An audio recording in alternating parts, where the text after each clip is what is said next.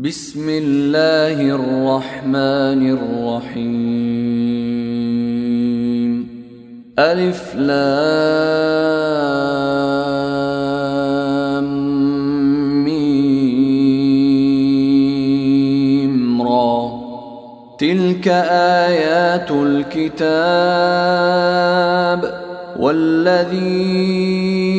أنزل إليك من ربك الحق ولكن أكثر الناس لا يؤمنون.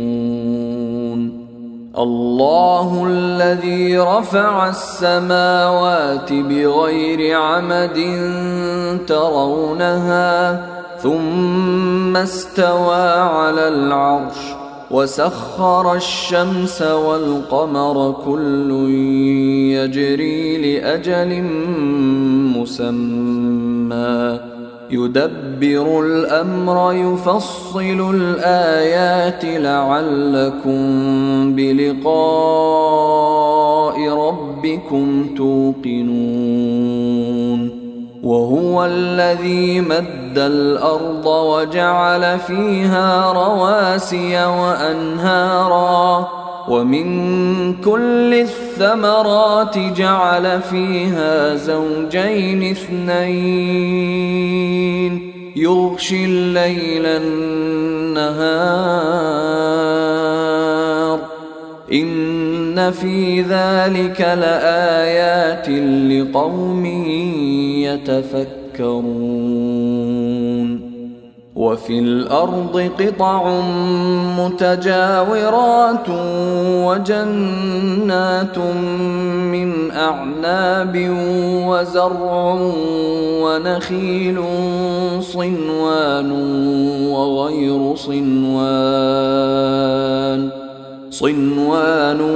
وغير صنوان يسقى بماء واحد ونفضل بعضها على بعض في الأكل إن في ذلك لآيات لقوم يعقلون. وإن تعجب فعجب قولهم أإذا كنا ترابا أإنا لفي خلق جديد أولئك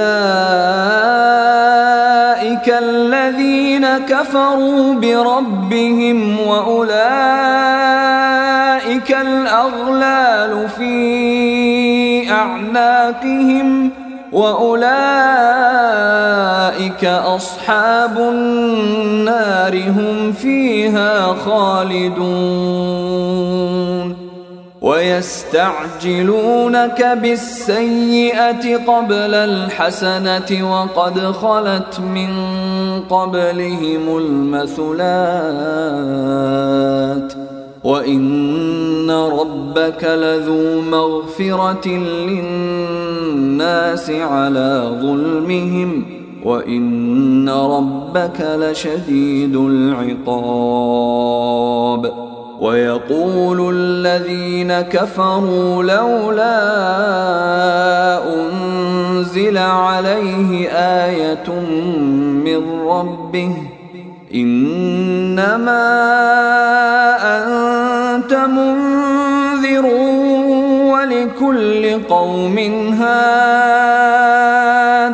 الله يعلم ما تحمل كل أنثى وما تغيض الأرحام وما تزداد وكل شيء عنده بمقدار. عالم الغيب والشهادة الكبير المتعال سواء منكم من أسر القول ومن جهر به ومن هو مستخف بالليل ومن هو مستخف بالليل وسارب بالنهار له معقبات من بين يديه ومن خلفه يحفظونه من أمر الله إن الله لا يغير ما بقوم حتى يغيروا ما بأنفسهم وإذا أراد الله بقوم سوءا فلا مرد له وما لهم من دونه من وال هو الذي يريكم البرق خوفا وطمعا وينشئ السحاب الثقال ويسبح الرعد بحمده والملائكة من خيفته ويرسل الصواعق فيصيب بها من يشاء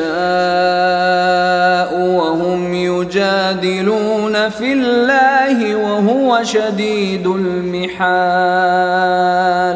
له دعوة الحق والذين يدعون من دونه لا يستجيبون لهم بشيء إلا كباسط كفيه إلى الماء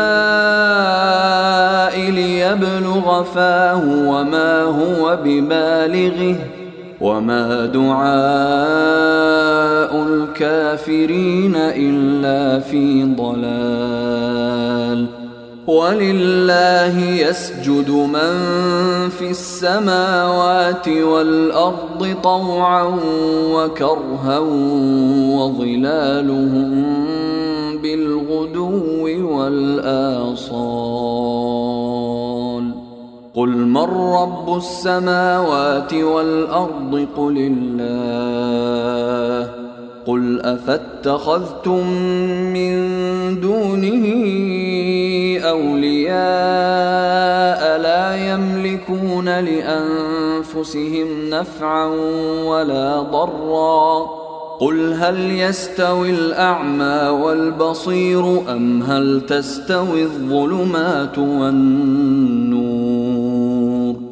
أم جعلوا لله شركاء خلقوا كخلقه فتشابه الخلق عليهم قل الله خالق كل شيء وهو الواحد القهار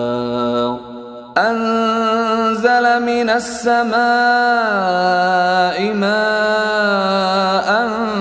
فسالت أودية بقدرها فاحتمل السيل زبدا رابيا ومما يوقدون عليه في النار ابتغاء حلية أو متاع زبد مثله كذلك يضرب الله الحق والباطل فأما الزبد فيذهب جفاء وأما ما ينفع الناس فيمكث في الأرض كذلك يضرب الله الأمثال للذين استجابوا لربهم الحسنى والذين لم يستجيبوا له لو أن لهم ما في الأرض جميعا ومثله معه لافتدوا به أولئك لهم سوء الحساب ومأواهم جهنم وبئس المهاد أفمن يعلم أنما أنزل أنزل إليك من ربك الحق كمن هو أعمى إنما يتذكر أولو الألباب الذين يوفون بعهد الله ولا ينقضون الميثاق والذين يصلون ما أمر الله به أن يوصل ويخشون ربهم ويخافون سوء الحساب والذين صبروا ابتغاء وجه ربهم وأقاموا الصلاة وأنفقوا مما رزقناهم سرا وعلانية ويدرؤون بالحسنة السيئة أولئك لهم عقبى الدار جنات عدن يدخلونها ومن صلح من آبائهم وأزواجهم وذرياتهم والملائكة يدخلون عليهم من كل باب سلام عليكم بما صبرتم فنعم عقبى الدار والذين ينقضون عهد الله من بعد ميثاقه ويقطعون ما أمر الله به أن يوصل ويفسدون في الأرض أولئك لهم اللعنة ولهم سوء الدار الله يبسط الرزق لمن يشاء ويقدر وفرحوا بالحياة الدنيا وما الحياة الدنيا في الآخرة إلا متاع ويقول الذين كفروا لولا أنزل عليه آية من ربه قل إن الله يضل من يشاء ويهدي إليه من أناب الذين آمنوا وتطمئن قلوبهم بذكر الله ألا بذكر الله تطمئن القلوب الذين آمنوا وعملوا الصالحات طوبى لهم وحسن مآب كذلك أرسلناك في أمة قد خلت من قبلها أمم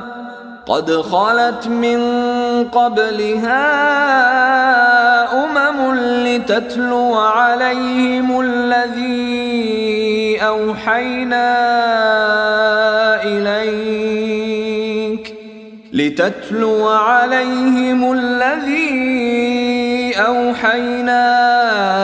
إليك وهم يكفرون بالرحمن قل هو ربي لا إله إلا هو عليه توكلت وإليه متاب ولو أن قرآنا سيرت به الجبال أو قطعت به الأرض أو كلم به الموتى بل لله الأمر جميعا أفلم ييأس الذين آمنوا أن لو يشاء الله لهدى الناس جميعا ولا يزال الذين كفروا تصيبهم بما صنعوا قارعة أو تحل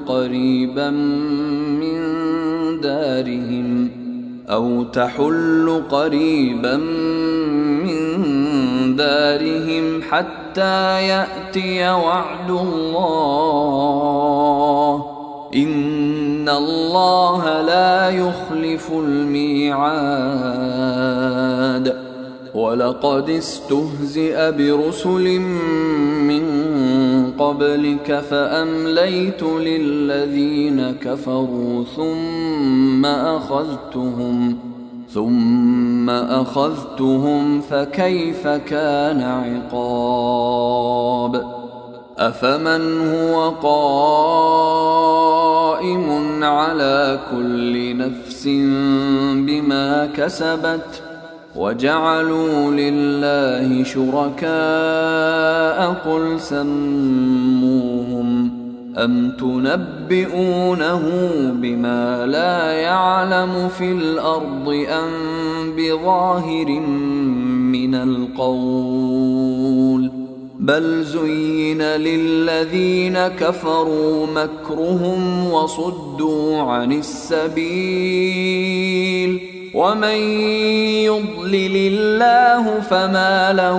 من هاد لهم عذاب في الحياة الدنيا ولعذاب الآخرة أشق وما لهم من الله من واق مثل الجنة التي وعد المتقون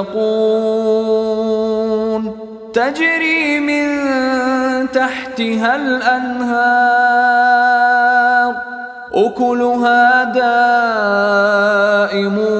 وظلها تلك عقبى الذين اتقوا وعقبى الكافرين النار والذين آتيناهم الكتاب يفرحون بما أنزل إليك ومن الأحزاب من ينكر بعضه قل إنما أمرت أن أعبد الله ولا أشرك به إليه أدعو وإليه مآب وكذلك أنزلناه حكما عربيا ولئن اتبعت أهواءهم بعدما جاءك من العلم ما لك من الله من ولي ولا واق ولقد أرسلنا رسلا من قبلك وجعلنا لهم أزواجا وذرية وما كان لرسول أن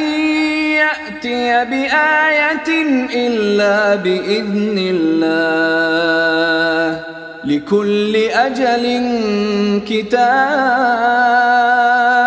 يمحو الله ما يشاء ويثبت وعنده